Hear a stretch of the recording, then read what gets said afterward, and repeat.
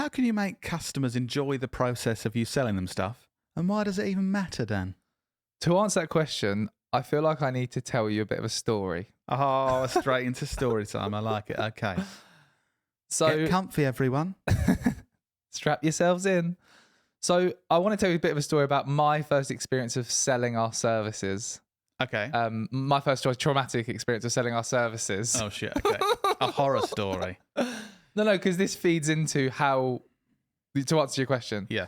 So when we first started the business, I remember one of the key pieces of advice that Dad gave me was you need to get out there and meet people. I think something, because I was so ingrained in social media, loving social media, and obviously my responsibility was to go out and get sales for the business. I thought, I'm going to do loads of stuff on social media, and I was learning all about how to grow an audience on Twitter and Facebook at the time. And I would just be in our parents' spare room on the computer all the time, and Dad said to me, you need to go out there and meet people, which makes sense. Promise me you'll go and meet people. So that's exactly how I'd say it.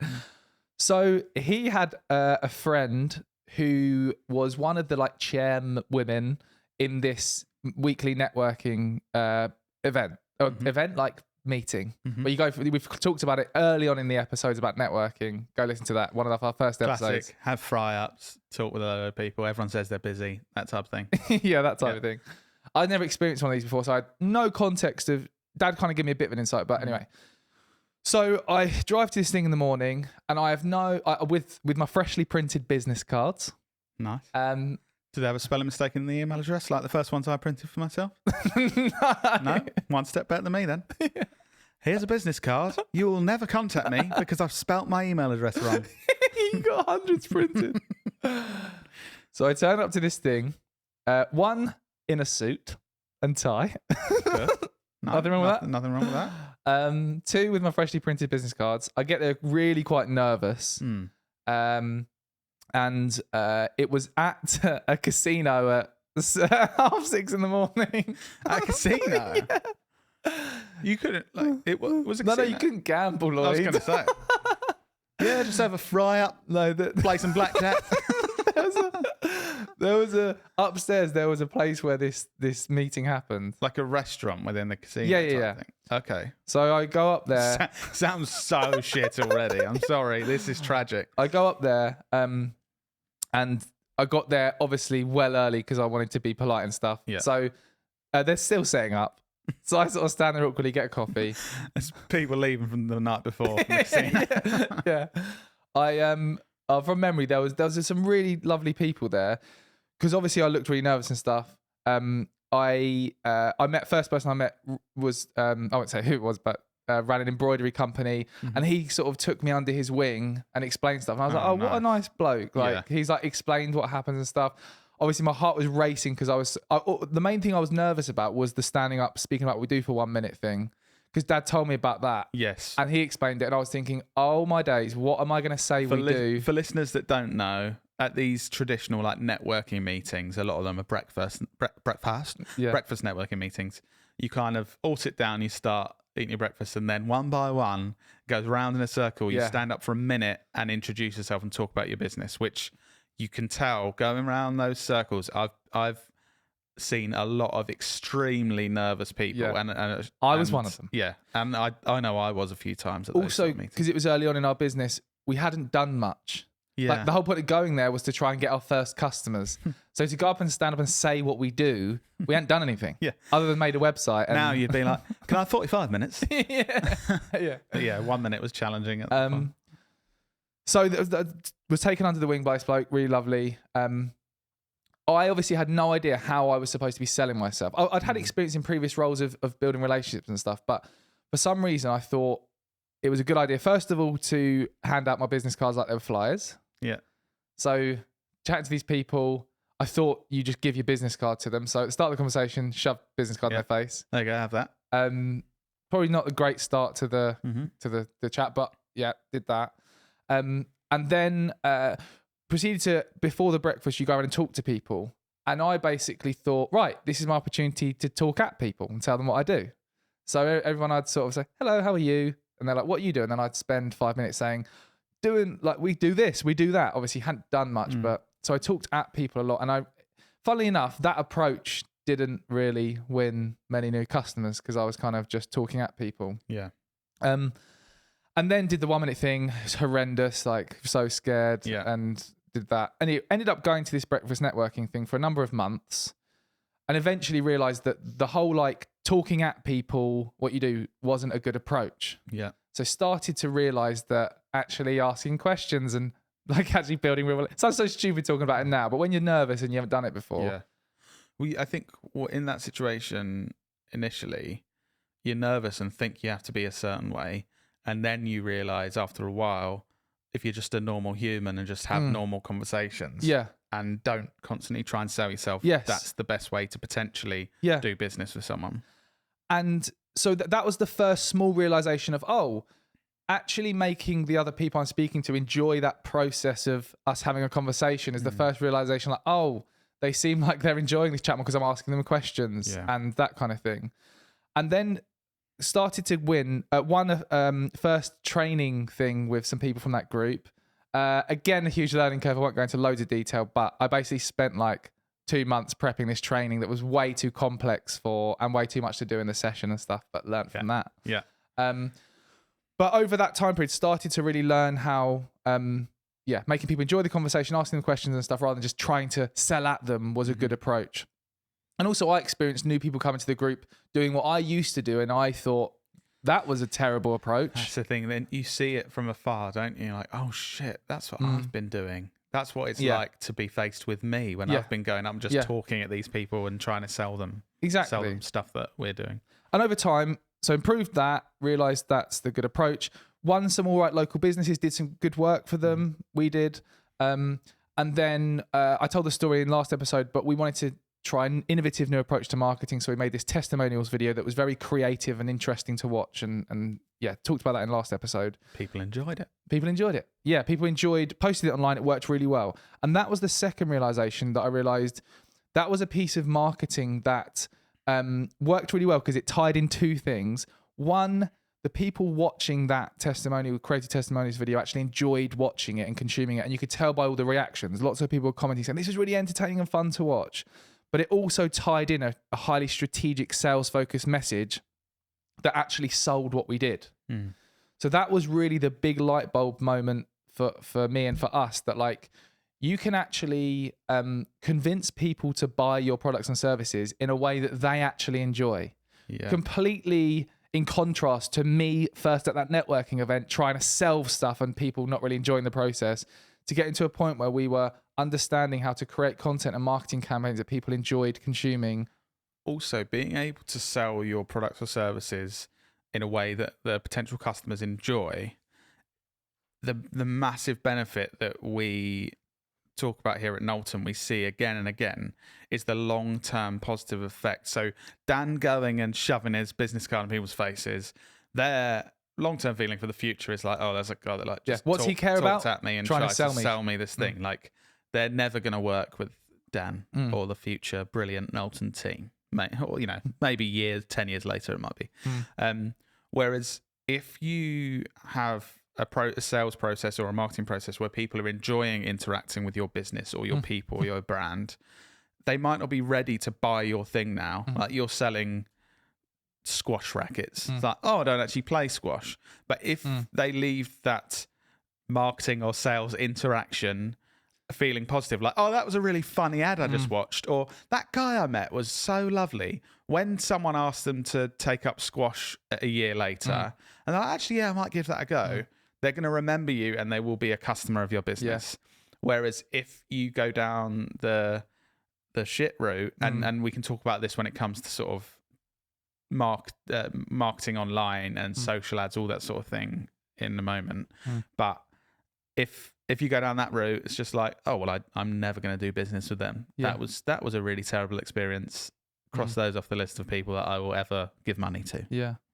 I think those early moments of doing a really terrible job and feeling rubbish about trying to market and sell our business in the early days really ingrained in me how not to do it, which again helped us eventually discover that unique approach to marketing that people enjoyed consuming. And then we then, after discovering that, we then went on to work with some other local businesses to implement that new approach to marketing where it was creative enough that people enjoyed it and it delivered a good return on investment.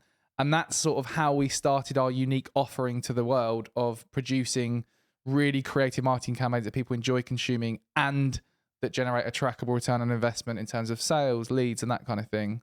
And that was kind of our journey of discovering how not to do it and how to do it. I was just thinking recently I've had a really bad experience. Someone called the office and they were trying to sell me something. It was a local business. And I said, oh, well, actually, we've got a policy where we don't actually do any business with people that cold call the office because we get so many calls. It takes up so much of our team's time. It's not an efficient use of anyone's time. So we don't do that. And then he started lecturing me on why we should do business with him, and sort of saying, well, how do you expect me to sell my stuff to you then if we're not allowed to call? And firstly, I was thinking like, well, that's not for me to work out on my priority how you can sell to me. Sounds like a you problem, mate. Yeah. Firstly, that's definitely not my problem. That's for you to solve. And that's not my responsibility. Sorry. Yeah, I should really prioritise working out how you can sell to me and how I can improve your business. You're right. But secondly, like, give me that lecture of why we should let him sell to us on the phone. Yeah, was just such a negative experience. I will never do business with that business. I mean, you were polite to him. You're not one of those people. I was really polite, and I said to him, I'm really sorry. You sound like a lovely man, and I'm sure you are, but. You know, this isn't something we do, so I'm not going to buy anything from you. And it was really polite with him, but I know that we'll never do business with them because that was just a horrible experience for me. To get that phone call, say, oh, I'm really sorry, but being polite, really sorry, we don't do business over the phone like this because it's not an efficient use of any of our time. And then to have someone lecture me why we should. It makes absolutely no sense. I feel like one of the biggest ways companies get it wrong is they kind of they don't do a combination of marketing and sales. The sales element really just sifts into all the marketing. So rather than like marketing to make people attract and pull those opportunities towards you, you're going out there and trying to talk at people and sell them stuff, just like that example, rather than actually trying to build some kind of rapport with people before selling to them. One more example of how not to do it that links into then the kind of digital marketing world and social marketing world and that kind of thing is, go on. I about a year ago walked into an oak furniture land. I've seen the adverts. I don't know if you've ever. They're like, and the adverts are like tapping on the furniture. Isn't it like knock on wood or something? Oak. Anyway. I was looking for some oak furniture. You're in the right place. Where shall I go? Oh, Oak Furniture Land. Sounds like a theme park. Must be bloody brilliant. Walked in. Certainly wasn't like a theme park. It was the opposite. Walked in with my family, my wife and my son, my young son. Yeah. And was greeted by an old man. Looked very frail. Looked quite weird, to be honest, but I'm not going to judge him on his looks. And... he sort of said hello. Did he pounce on you? Yeah, sort of got up straight, but he had a stick, so got up, tried to get up quickly, couldn't really, but still headed for us.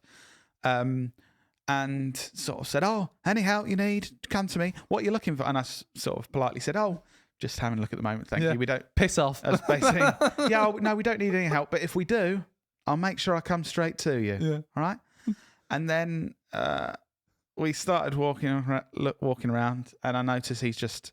sort of slowly following us and just kind of looking back like, that awkward smile of hello, sort of saying, Sarah, that guy's just there, just kind of looking at us.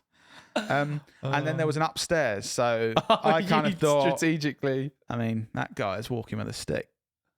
He's not going to keep up with our pace. Oh, he didn't get up the lift. So we walked up the stairs, thought we'll have a look upstairs, see what's up there. He won't be able to. And then we had a bit of freedom there. And then we hear this, it was like a horror story, this tapping, tap, tap, tap, this walking stick.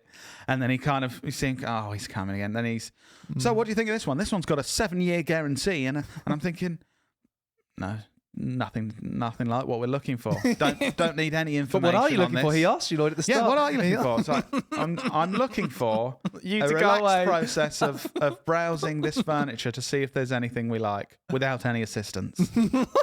He did not say I that. didn't say that, obviously. No. That's what the voice in my head sounds like. No, don't need any help. Thanks for just having a look. Then move on. Then you obviously get round the corner and then hear this tapping. Leo's like, "Oh, that man's back." I'm like, "Yeah, fucking man's back." Anyway, so that man, obviously, probably a very nice human. But the way that business operated, they had a salesperson following us around that offered us no value, and the only goal was to sell to us right then, not to help us. There was no helping. We didn't need to know about the 7-year guarantee for a dining table when we were looking for a chest of drawers. But he was coming around, tap, tap, tap, following us. Oh, do you need any help now? No, still no help. We said we'd come to you. Get the fucking picture, mate. Yeah, we're literally running away from you. And I think this is the link into kind of, I guess, the digital world and marketing and social. It's like a lot of people put loads of money playing the numbers game behind these shit ads that follow you around the internet, tap, tap, tapping behind you. You're hearing that walking stick. It's like rubbish ads that just follow you around, and they're just playing a numbers game. Well, if we just show this to millions of people, we're going to get 100 people that buy it. And I think it's such a short-term mindset. Yeah. And it because in reality, that guy, he probably followed a few more people tapping around. He might have sold £2,000 of furniture that day. Yeah. But he probably deterred 10 families from ever coming back that would have bought £100,000 of furniture in the next 5-10 years. Yeah. And I think this whole I guess my whole point is you can get short-term sales from doing shit stuff that may look good in the short term, but really, if you can get your customers to enjoy the sales and marketing process like we do, which is our speciality with our business, basically, it means that you get the massive long-term benefits, even when people aren't ready to sell. So I wasn't ready to buy a dining table that day. Now I'll never go back there because it was so shit. But if that guy was really helpful and just kind of like, oh yeah, let me know if you need anything, it was just lovely and sort of waved us goodbye. That was a nice experience. Yeah, I would have gone back there. I would have bought a dining table when I needed it and spent £1,000 on a dining table. I think that's what people need to be thinking about with their marketing. Not everyone's going to be ready to buy your product, but if you just play the numbers game, put shit in front of people, they're not going to come back in the future. You're deterring people from doing business with you. Even if you get a few sales in the short term. I feel like the digital version of the tap, tap, tap man is like unskippable ads on things like YouTube and Facebook, or mid-roll ads that you can't skip. Like how disruptive they are. I'm ready to watch something really good and you can't skip them. This is really sad, but even now, I look away so I don't look at them when they're on. You told them. I think you should write a strongly worded letter to YouTube. Just so you know, when I have unskippable ads, I turn my back.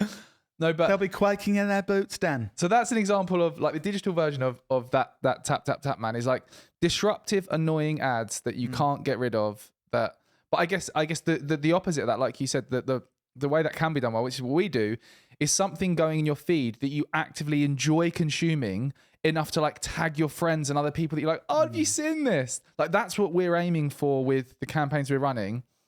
Our customers, ideal target market, watching something, tagging their friends and going, this is brilliant.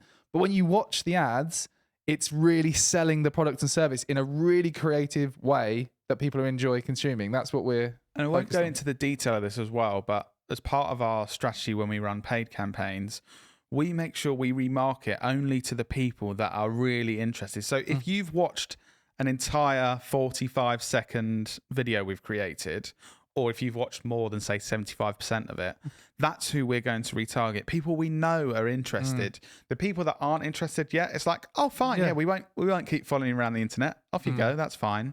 But retargeting people you know are interested, you know are enjoying the experience, and build that really positive experience for when they are ready to make that purchase decision.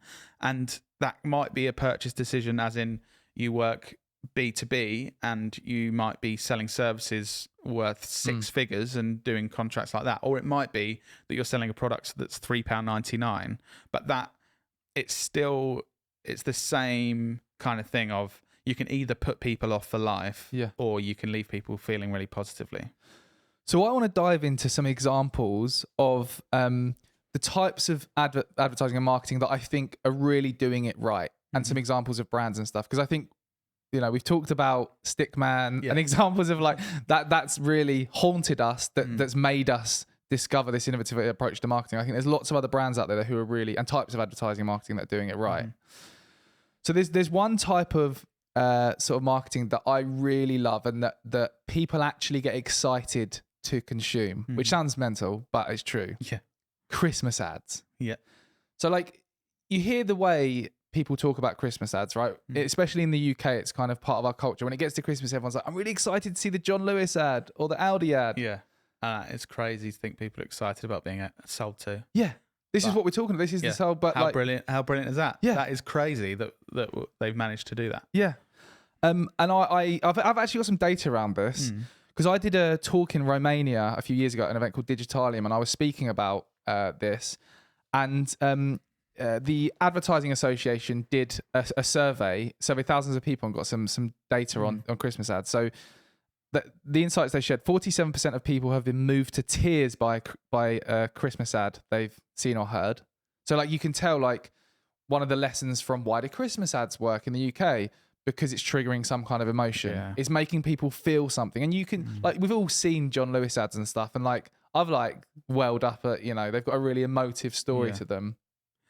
Also, just on John Lewis, think of all John Lewis's competitors.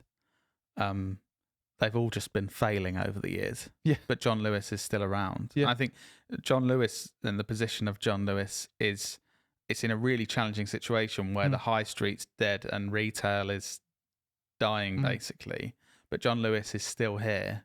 Yeah. And I think that's because you don't hear the tap of the walking stick with John Lewis. They've got it right, and they've made people really love their brand, which again is a crazy thing to think people like, oh yeah, I buy John Lewis. I love those adverts. Yeah. Really weird, but great. And I think so this is even more sad from this survey. So what percent of people do you think have stated in the survey that they actually changed their plans to catch the premiere of the most anticipated Christmas ad? Change their plans. Well, I would hope very few people. 16% of people change their plans to watch that is really sad. Yeah. But I think it's but I know we're saying really sad, but what an amazing thing to have achieved. Like, how could you possibly like think logically? You've managed to make people want to watch you advertising to them. Yeah. So much so they're like, oh no, I'm not going to go out tonight because we're actually going to watch that, and then there's the John Lewis ad is going to be shown in the break on that show. Yeah. It's like, what is amazing achievement to have made that happen. Another example is like Super Bowl ads.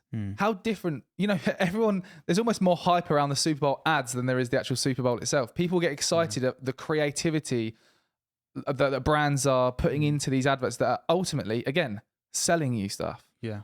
But I think there's some really strong lessons that marketers and founders of businesses can learn from this. The key thing that, again, we've ingrained in the way that we market with the campaigns we run for our brands is really thinking about the end user first, what they actually care about before trying to sell them stuff, before the objective of the brand. The main objective of most brands trying to market is we want to sell more stuff, get in front of more people and sell more stuff. Whereas what we need to be thinking is, what do those end consumers actually want to see first? What do they care about? Just like the Christmas ads, they want their emotions to be triggered and to feel something. So what do? We'll create an emotive storytelling Christmas advert that really kind of pulls on their heartstrings. Super Bowl ads, what do the people watching those want? They want to be entertained. They want it to be captivating and interesting enough to be able to go out and tell all their friends, like, oh wow, did you see the Nike advert on the Super Bowl or whatever? It's just a really interesting, and I think that is a really different type of marketing and advertising that not a huge amount of other brands are really tapping into. Yeah. That Do you think there are any other brands that you think are doing a really good job with this? That, and I know obviously some listeners are from they work for big brands like this, and some are kind of founders of smaller businesses or startups. Understandably, might not have the same budget, but there's lots of things we can learn from these brands. I think that we can incorporate. But Lloyd, when we did that testimonials video that I mentioned in the previous episode, we didn't have a big budget. We're in our parents' garden. That camera didn't even shoot HD. Yeah, exactly. Do you know what I mean? Like, you don't need to make those kind of excuses. Yeah. In terms of brands, there's some ones I absolutely love. So, Innocent Smoothies is a classic, but more recently, the guy that was, I think, the head of marketing at Innocent Smoothies moved to a cereal company called Surreal, Surreal. Have you seen any of their stuff? Yeah, I think so. They've done some really creative campaigns. They recently did a really clever campaign where they basically got people who had this normal members of the public who had the same name as really famous people, and they got them to review their cereal. Yeah. So it was like, Serena Williams says that our cereal is da da da da da. And in brackets it said like, probably not the one you're thinking of, didn't it? Yeah. And you just think like, why has that worked?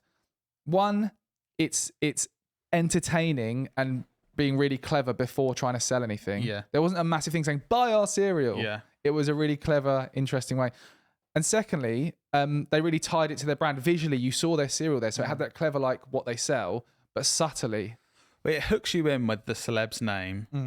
Your brain's kind of thinking, I wonder why Serena, for a millisecond, I wonder why Serena Williams eats this cereal. And you have a look at it. And then you realise that it's not that Serena Williams, and you find it funny. And the feeling that you come away with is like, oh, that's actually really funny, the way that's clever. Yeah. And you think of it in a positive way. If it was like, this is Serena Williams' favourite cereal, and then the bracket said, ha, we got you, you fucking idiot. You'd probably go, okay. That's not very nice. But yeah, the fact, being able to hook people in creatively and then leave them feeling positive, even if it's that's quite funny. You know, a positive emotional reaction like that. Oh, that's really clever. Yeah. That's what you want. It's the exact thing you said, starting the interaction with that positive thing. Oh, wow. Yeah. And it also has that shareability factor and that virality factor of people see that, and because it's so clever and interesting, they want to take a photo and share it on their Insta stories or post it on LinkedIn.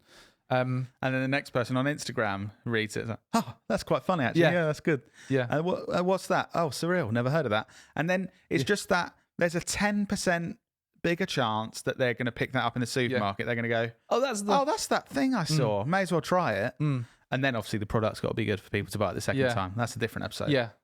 Another really good example I love. So I recently did a post sharing some of the really amazing creative campaigns that were put out there during COVID. So I think it was obviously a really tough time, but trying to kind of go down a positive angle, there were some really creative campaigns sort of delivered from the marketing community. One of them I loved was from Bumble.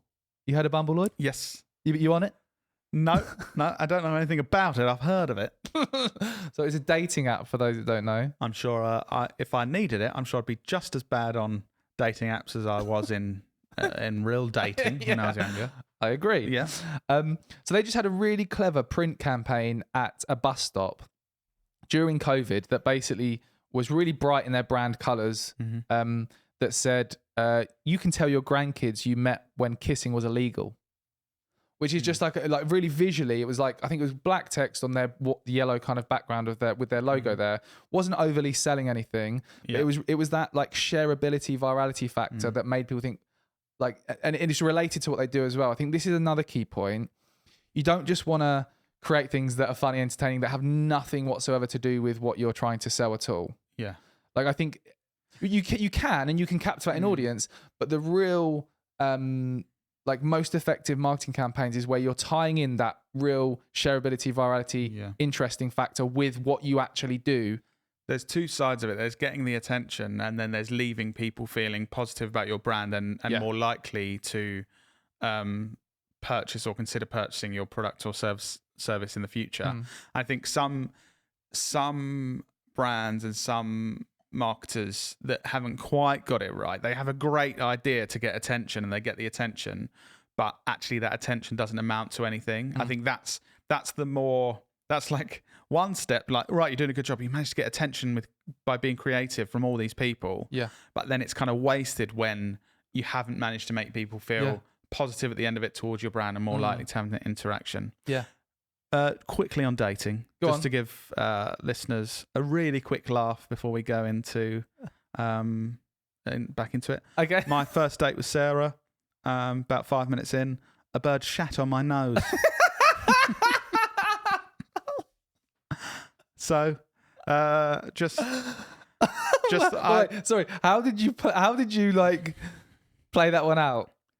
As badly as you would imagine, I think. Just kind of, oh, what's that? And I'm trying to impress this girl with bird shit all over my face. Anyway, back to it. I really thought the listeners would enjoy knowing that. That would only happen to you. That is horrendous. Direct hit. Did anything go in your mouth? Probably. Don't know why she didn't kiss me at the end of that date. Anyway, back to it. We're talking about Bumble. Any other good examples, Dan, to talk about that I can give horrific stories about? Another quick example. This is something that we've done. So we get a lot of inspiration from outside of our industry. I've spoken about this before, so I'm not going to go into loads of detail, but there's a TikToker called Jack Joseph who creates these kind of short form vertical videos that tap into Gen Z and millennial culture. Met him once, he shat on my nose. No stories about Jack Joseph. Is every story going to relate to that now? And he does this series about what it was like in a GCSE drama class. And it's really, just go and look at his TikTok, you'll see them. And we basically created our own version where we delivered and we created an ad for our video and social media marketing agency, really selling what we do, but delivered it in the style of a GCSE drama class. And worked incredibly well, helped us convert like a 50 grand project. And you'll see on my TikTok, there's examples of it as well. You can see that. One additional part of that, which is part of the kind of creative process we go through with our clients and our own work for our agency as well, is the nostalgia factor. So that GCSE drama video we made promoting our own business got so many engagements of people tagging like people they did GCSE like drama classes with and stuff.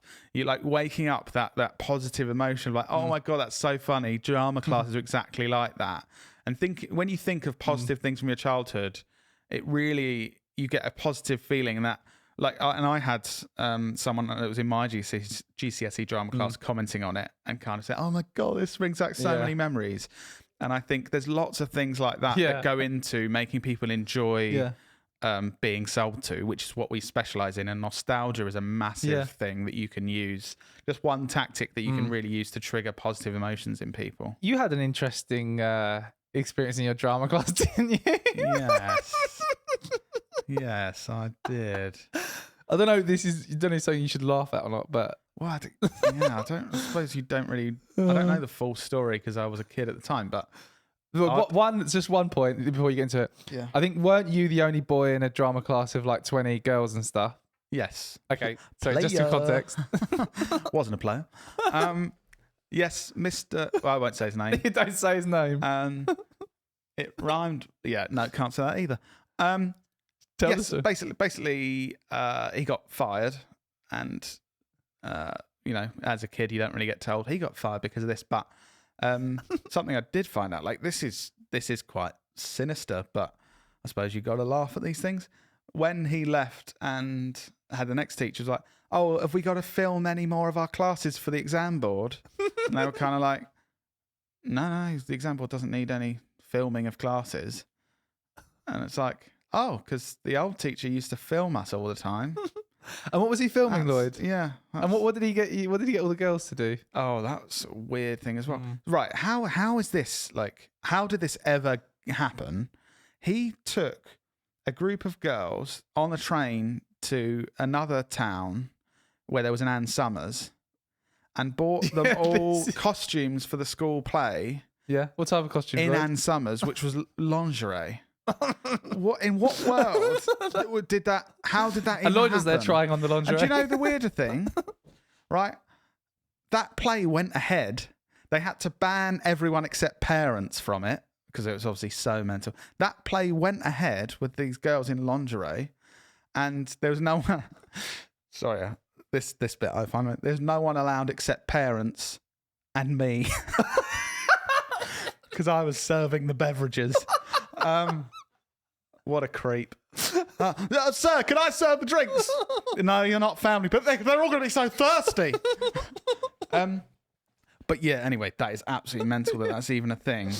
But yeah, I mean, he got fired for obvious, after it's not really hard to get to understand Get Lloyd why to dress he up got in fired. burlesque outfits. Yeah, Did you have lingerie? He didn't take me to get an outfit. Yeah. Yeah, Lloyd, you stay in the class. Yeah, very strange. How the hell did we get onto that? I don't know. So moving on, getting back to so that the way we got onto that, there were some good examples of brands that are getting it right. I guess the summary for that is, why does that marketing work? Why do people enjoy consuming it? Because it doesn't look and feel like a traditional ad. It doesn't look like traditional marketing. It thinks of what the end user wants first and delivers a strategic sales-focused message in a creative way that they enjoy consuming. That's the kind of summary. Yeah. What about some brands that maybe haven't got it right? I guess can you think of any? The tap man. Yeah, I think it's any brand really, and some people do this out of necessity because the business has got to a bad place. But any business that's prioritizing short-term sales over their long-term marketing, and like I said, for smaller businesses or maybe sometimes big corporations, for financial reasons and to survive, they have to prioritize short-term sales. But probably by that point, you kind of know it's too late, really. But yeah, any business that has that priority that isn't looking at the long term is just, how can we quickly get sales this week? Yeah, it's probably having a negative effect in the long term. Yeah, I agree. I suppose. Yeah, wouldn't want to say examples necessarily of those don't businesses shit on people, but that bird did. Yeah, exactly. Yeah, that bird. Wish that bird had the same thoughts you did. So I think finally, I think it's good. Anchors listening who are thinking, right, kind of get it. The process of our customers enjoying the process of being sold to. Lloyd, you've been the brains behind a lot of our most successful campaigns that have made people enjoy the process of being sold to. Yeah. We've worked with a B2B brand that we helped win £1 million contract through a LinkedIn ad campaign. That was very much like that. We've helped other B2C brands generate over £2.5 million of e-commerce revenue through doing this. What can anchors who want to apply this kind of marketing approach and get their customers to enjoy the process of being sold to, what can they do? Like, what are the action steps, or why did these campaigns that I mentioned work? So I suppose what they can do is work with us. But aside from that, using the example of the client we got £1 million contract for last year, that was for a health and safety product. It's, really sounds quite boring, doesn't it?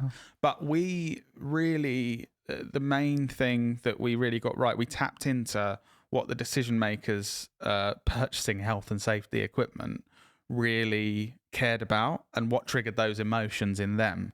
And we created content around what they really wanted, which was basically the people that they're responsible for going home safe at the end of the day to their families, their wives and their wives. Maybe they've got multiple. their wives, their husbands, their children. And because that's obviously quite an emotion triggering thing. Like, right, I'm responsible for health and safety. If we're telling you, here's a thing that we're proving to you within this content. With data. Because there's lots of other clever things we're doing, as Dan said, of showing you data, why this helps you and why this does this. We're proving to you that it's more likely your people you're responsible for, whether that's 20 people or 20,000 people in some of the cases for the leads that we were getting for this business. They're more likely to go home safe to their families. And with those businesses working at scale, like I said, someone might be have the overall responsibility for the safety of 20,000 people worldwide.